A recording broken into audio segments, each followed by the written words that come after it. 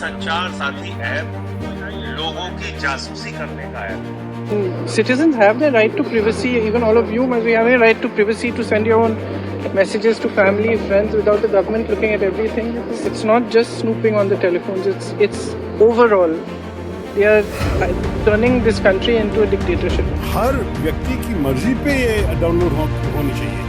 ये नहीं कि सब कुछ सरकार की तरफ से कंपल्सरी हो। सरकार हर एक के मोबाइल में क्या खोजबीन करना चाहती है? कहीं ऐसा तो नहीं है सरकार किंग जोन के रास्ते पे चल रही हो? सरकार इतनी इनसिक्योर क्यों? शायद दुनिया में रूस एकमात्र देश है, उसने भी हाल में इंस्टॉल किया। इस ऐप को डिलीट नहीं किया जा सकता, यानी आप चाहकर भी इसे अपने मोबाइल से हटा नहीं सकते। हाल ही में department of telecommunication of India के द्वारा एक नया नोटिफिकेशन निकाला गया है मोबाइल कंपनियों के लिए, जो कि 28 नवंबर 2025 को नोटिफिकेशन जारी किया गया था, जिसमें बताया गया था कि जितनी भी मोबाइल कंपनियां हैं उनको उनके मोबाइल पे संचार साथी का जो ऐप है वो प्री इंस्टॉल होनी चाहिए। और संचार साथी का जो ऐप है वो गवर्नमेंट के द्वारा बनाई गई एक सॉफ्टवेयर है, जो लोगों के मोबाइल पे जो साइबर थ्रेट्स होती है, साइबर क्राइम्स होती है, स्पैम कॉल्स आती है या फिर जो भी फ्रॉड्स होती है उसको बचाने के लिए बनाई गई है। और ऐसी एप्लीकेशन वैसे ज़रूरी भी है क्योंकि हाल ही में चाइना के द्वारा एक साइबर अटैक किया गया था। तो इस तरीके के जितने भी स्पैम्स होती हैं, जितने भी थ्रेट्स होती हैं, फ्रॉड होती है, उनको रोकने के लिए एप्लीकेशन बनाई गई थी और इसी को लेकर ये नोटिफिकेशन जारी किया गया था। सभी लोगों के पास ये एप्लीकेशन हो और ये एप्लीकेशन मोबाइल कंपनी के जरिए इन सभी के पास में ये एप्लीकेशन पहुँचे, इसीलिए ये नोटिफिकेशन जारी किया गया था। जो कि ये नोटिफिकेशन एप्पल कंपनी ने डिनाई कर दिया है, मानने से इनकार कर दिया है, उनके मोबाइल में वो इंस्टॉल नहीं करना चाहते। और इसी चीज़ को लेकर बखेड़ा खड़ा कर दिया गया है ऑपोजिशन पार्टी की तरफ से।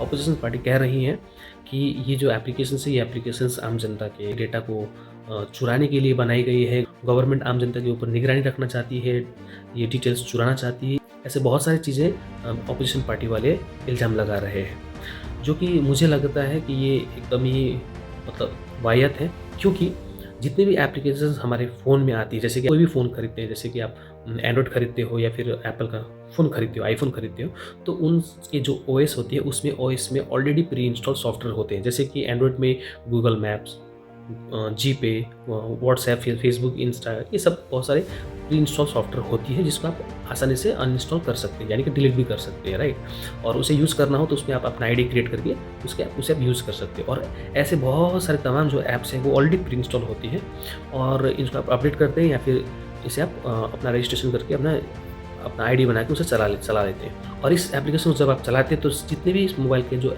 एक्सेस है वो एक्सेस आपको देनी होंगी। जैसे कि गूगल का यूज़ करेंगे, गूगल आपके कॉन्टैक्ट एक्सेस लेता है, आपके फ़ोन के कैमरे गैलरी एक्सेस लेता है, आपके करंट लोकेशंस का एक्सेस लेता है।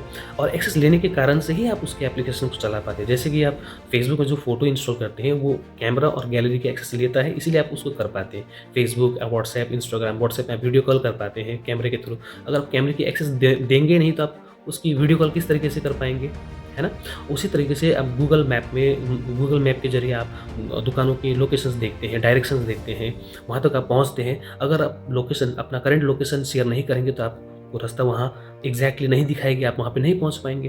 कॉन्टैक्ट जो होती है वो कॉन्टैक्ट आप एक फ़ोन से दूसरे फ़ोन पे आप स्विच करते हैं, मतलब नया कोई फ़ोन खरीदते हैं और आप कॉन्टैक्ट्स उसमें प्री इंस्टॉल कॉन्टैक्ट्स में मिल जाती है। वो इसीलिए होती है कि गूगल कॉन्टैक्ट्स में ये सारी ऑलरेडी डेटा को रखी हुई होती है, तो आप उसके वहाँ से नंबर्स को ले पाते हैं। अगर आपको ये सारी चीज़ें की सुविधा चाहिए तो आपको ऐसे एप्लीकेशंस के साथ में अपनी जो भी डिटेल से डेटा है वो शेयर करना ही होता है और ये इनके टर्म्स एंड कंडीशन में ये सारी चीज़ें मेंशन की गई होती है। तो उसी तरीके से ये संचार साथी ऐप भी उसी प्रकार का ही है। कोई भी एप्लीकेशन जो है वो एप्लीकेशंस आपके जो एक्सेस है, अगर आप उसे एक्सेस नहीं देना चाहते हैं तो वो एक्सेस नहीं कर पाती है। और बहुत सारी ऐसी चीज़ें होती हैं, अगर उनको एक्सेस करना होता है तो वो एक्सेस कर भी लेते हैं, ठीक है। तो हम लोग कहीं से भी बच नहीं पाते हैं। तो जो संचार साथी एप्लीकेशन है वो एप्लीकेशन को लेकर जो बखेड़ा खड़ा किया जा रहा है ये एवं ही खड़ा किया जा रहा है, मुझे ऐसा लगता है। एंड हाँ, अगर कोई भी एप्लीकेशंस अगर प्री इंस्टॉल होकर आती है और उसे अनइंस्टॉल नहीं किया जा सकता है, यानी कि डिलीट नहीं किया जा सकता है, तो ये सोचने वाली बात है। तो ये मतलब अगेंस्ट करने वाली बात है। लेकिन जो डिक्लेरेशन दिया गया है फिलहाल ही संचार मंत्री की तरफ से कि ये इस तरीके की कोई भी चीज़ नहीं है, इसको आप डिलीट कर सकते हो। अगर आप इसको अपने फोन पे रखना चाहते हो तो रखो, अगर आप इसको डिलीट करना चाहते हो तो डिलीट करो। आप क्या सोचते हैं इस मैटर को लेकर, आप प्लीज़ कमेंट कीजिए।